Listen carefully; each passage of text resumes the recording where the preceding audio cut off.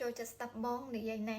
អរគុណច្រើនអូនបងនឹងព្យាយាមចែករំលែកចំណេះដឹងបន្ថែមទៀតថ្ងៃនេះគឺបងមកនិយាយអំពីក្បួនដូនតាមួយចំនួនក៏ compare ជាមួយនឹងក្បួនហុងស្ទុយដែរឃើញថាដូចគ្នាទៀតដែរចំណុចខ្លះបើយើងស្វែងយល់ឲ្យបានគ្រប់ផ្នែកទាំងហុងស៊ុយក្តីព្រហ្មញ្ញសាសនាក្តីឬក៏ព្រះពុទ្ធសាសនាក្តីយើងអាចនឹងរកឃើញចំណុចរួមតែមួយគ្រាន់តែថាអត់មានអ្វីអស្ចារ្យជាងព្រះពុទ្ធសាសនាខ្ញុំនៅតែផ្ដាំហើយផ្ដាំទៀតថាព្រះពុទ្ធសាសនាគឺអស្ចារ្យចង់ដឹងថាអស្ចារ្យមិនសាកទៅស្រាវជ្រាវហើយទៅរៀនសូត្រទៅពួកអីអ្វីដែលអ្នកវិទ្យាសាស្ត្ររកឃើញមិនថានីកូឡាតេស្លាដែលលោកអ៊ីឡុនម៉ាស់យកឈ្មោះលោកតាតេស្លាបណ្ដាឡានតេស្លាហ្នឹងណាក៏រកឃើញទ្រឹស្ដីមួយចំនួនដែលដូចទៅនឹងទ្រឹស្ដីរបស់ព្រះពុទ្ធសាសនាគាត់ថាព្រះពុទ្ធរកឃើញតាំងពីជាង2000ឆ្នាំមុនសម្បីតែអៃនស្តាញក្តីក៏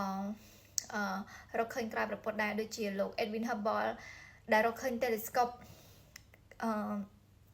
ដែលមើលអំពីចក្រវាឡនឹងបានណា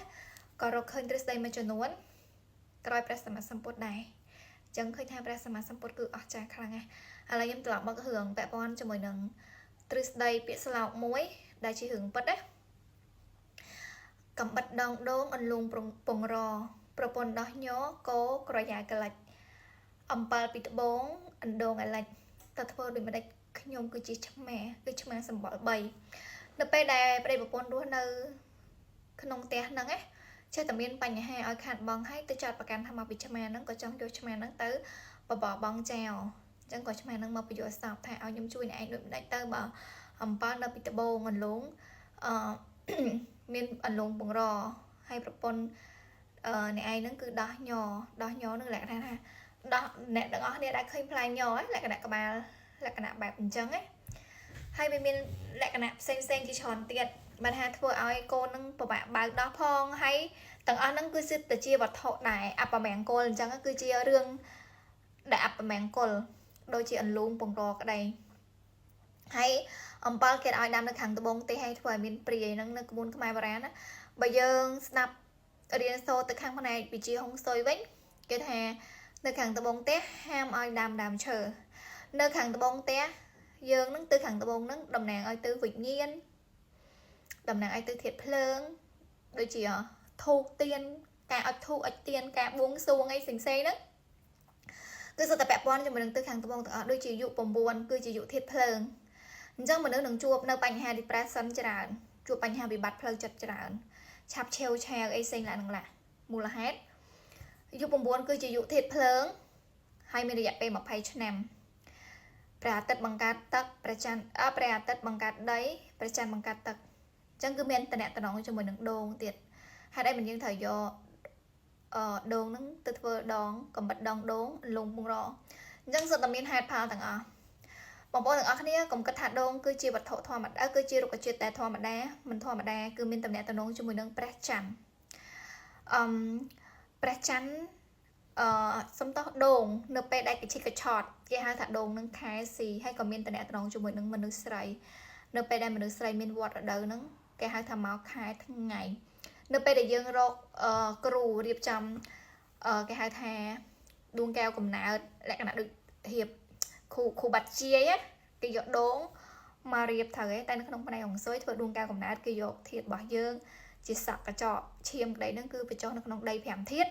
ដើម្បីឲ្យធាតុរបស់យើងនឹងគឺមានសក្តិតលយើងជួបនៅកសលវិបាកនិងអកុសលវិបាកដោយសារតែធាតុទាំង5នឹងដើរមិនស្មើគ្នាអញ្ចឹងនៅពេលដែលយើងយក DNA របស់យើងទៅបញ្ចុះនៅក្នុងដី5ធាតុគឺយកមានខ្វះធាតុណាមួយទៀតគឺគ្រប់គ្រាន់ធាតុណាក៏ជាធាតុដែរជាធាតុលាភរបស់យើងគឺជាធាតុដែរអំណាចគឺជាធាតុសុខភាពរបស់យើងឬក៏ពាក់ព័ន្ធជាមួយនឹងដូចថាអ្នកខ្លះអញ្ចឹងទៅគាត់មានធាតុភ្លើងអញ្ចឹងជាធាតុលុយរបស់គាត់អីចឹងណាឬក៏អ្នកខ្លះទៅធាតុឈើជាធាតុលុយរបស់គាត់តាមសន្តានមនុស្សផ្សេងៗគ្នាប៉ុន្តែនៅពេលដែលយើងធ្វើដួងកែវកំណើតបែបហុងស៊ុយក្បួនហុងស៊ុយហើយការបញ្ចុះ DNA នៅក្នុងដី5ធាតុហ្នឹងគឺជួយយើងបានច្រើនអញ្ចឹងខ្ញុំត្រឡប់ទៅវិញតែប៉ុនជាមួយនឹងអំប៉ាល់ពីត្បូងហ្នឹងអញ្ចឹងដោយសារតែទឹកខាងត្បូងហ្នឹងគឺជាទឹកវិញ្ញាណអញ្ចឹងនៅពេលដែលយើងដាំដើមឈើទៅវាធ្វើឲ្យមានវិញ្ញាណអាក្រក់អីនៅបឹក4ខ្មែរវិញគេថាព្រាយនៅអញ្ចឹងណាអញ្ចឹងវានឹងដល់ទុកតោដល់ម្ចាស់ផ្ទះអញ្ចឹងមិនមែនមកពីឆ្មាសម្បល់3ទេឆ្មាសម្បល់3គឺជាឆ្មានាំលៀបឆ្មាសម្បល់3ហ្នឹង របៀបថាហូមក្នុងមអត្តស័យហ្នឹងមាន3ពណ៌គឺជាឆ្មាដែលកម្រខ្លាំងមែនតើហើយហេតុអីបានខ្ញុំថាយុគ9នេះមនុស្សប្រឈមមុខនឹងជំងឺ depression ច្រើនគឺពាក់ព័ន្ធជាមួយនឹងការបួងសួងធូបទៀនពាក់ព័ន្ធមួយសាសនាក៏រីកចម្រើនអបិយជំនឿសាសនាគ្រប់សាសនាទាំងអស់គឺរីកចម្រើននៅក្នុងយុគ9នេះហើយចំណេះដឹងក៏រីកចម្រើនដែរនៅក្នុងយុគ9នេះអញ្ចឹងនៅពេលដែលមានការបួងសួងបកអីផ្សេងៗហ្នឹងបានន័យថាអាចមនុស្សនឹងជួបនៅវិបត្តិផ្លូវចិត្តច្រើនទេទើបមានការអធិដ្ឋានសូមបួងសួងជួបនៅបញ្ហានេះនោះទៅសូមបួងសួងចឹងទៅអញ្ចឹងមនុស្សក៏អាចប្រឈមនឹងបញ្ហាហិរញ្ញវត្ថុអីក៏ច្រើនដែរជួបនៅបញ្ហាផ្សេងៗជាច្រើនដែលកើតឡើងមាននៅក្នុងសង្គមដូចជាសង្គ្រាមស៊ីវិលរវាងប្រទេសនិងប្រទេសក៏ធ្វើឲ្យមាននៅបញ្ហាជាច្រើនដល់សង្គមគ្រួសារនិងសង្គមជាតិសម្រាប់ចដាវិញគេឲ្យយើងដាក់ចដាសេះឯងបើនៅក្នុងក្បួនខ្មែរយើងគេថាចដាសេះរបៀបថាយើងអាចមានអត្ថន័យ2យ៉ាងទី1គឺសំតោះគេឲ្យមានចដាគូចដាសេះគឺល្អតែចដាគូគឺអត់ល្អភាពដូចជាខ្នោះដៃចឹងគឺមានមួយគូហើយមួយវិញទៀតគេថាចដាគូហ្នឹងគឺតំណាងឲ្យធាតុញីចឹងគឺអត់ល្អឯងហើយនឹងមួយទៀតកើតចាស់ឈឺស្លាប់4អញ្ចឹងកើតចាស់ឈឺស្លាប់4ហើយអ្នកខ្លះវិញបើឆុង4ជើងហើយគឺភាគច្រើនគឺស្លាប់ហើយខ្ញុំឃើញអ្នកខ្លះដែលគាត់ស្លាប់នៅក្នុងឆ្នាំមុននេះដែលគាត់មានបញ្ហាត្រូវគេប្លន់អីហ្នឹងគឺឃើញថាគាត់ឆុងម៉ោងឆុងខែឆុងថ្ងៃគឺឆុងឆ្នាំទៀតអញ្ចឹងកម្រកិច្ចរួចចាអញ្ចឹងយើងអាចដឹងពីវាសនាយើងមុនក៏ល្អដែរវាសនារបស់យើងត្រូវបានយើងកំណត់រួចទៅហើយថ្ងៃណាក៏ជាថ្ងៃល្អដែរចន្ទទាពុទ្ធពហុសិក្សាទឹកល្អទាំងអស់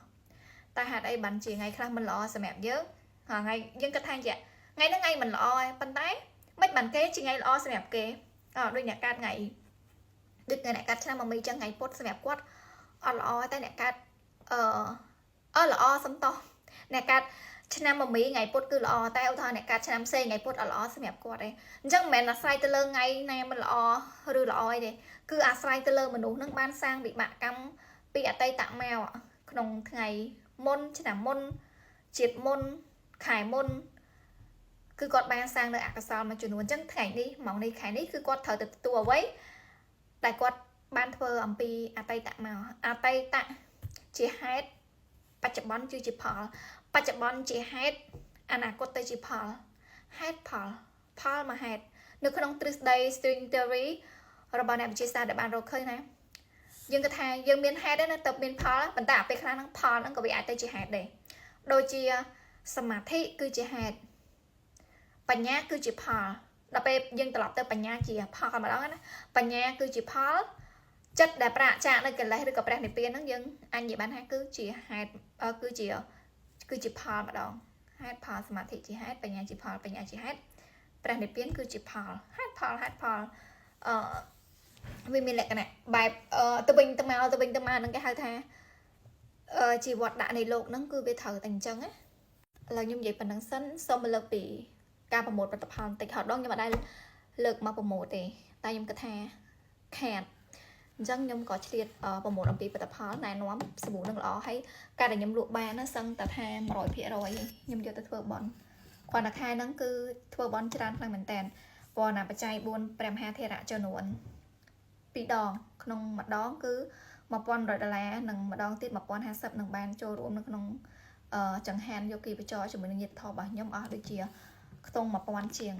អញ្ចឹងសូមបងប្អូនអនុមោទនាបន់ឲ្យសាប៊ូនេះគឺល្អខ្លាំងមែនតើវាផ្ដោតទៅលើការបដោះសក់ខ្ញុំតំបាន feedback ថ្មីមួយកូនក្មេងគឺគាត់អាយុពីប្រហែលឆ្នាំដែរថា3-4ឆ្នាំចោះគាត់ប្រើជាមួយសាប៊ូហ្នឹងគឺដោះសក់មកវិញច្រើនខ្លាំងមែនតើនេះមុនពេលប្រើបងប្អូនប៉ិតណានេះក្រោយពេលប្រើម៉ាក់គាត់សប្បាយចិត្តខ្លាំងមែនតើហើយគាត់សប្បាយចិត្តដែរគាត់ឃើញសាប៊ូហ្នឹងគាត់មានអារម្មណ៍ថាដូចអ្នកមានគុណរបស់គាត់អញ្ចឹងហើយសម្រាប់នេះវិញគឺ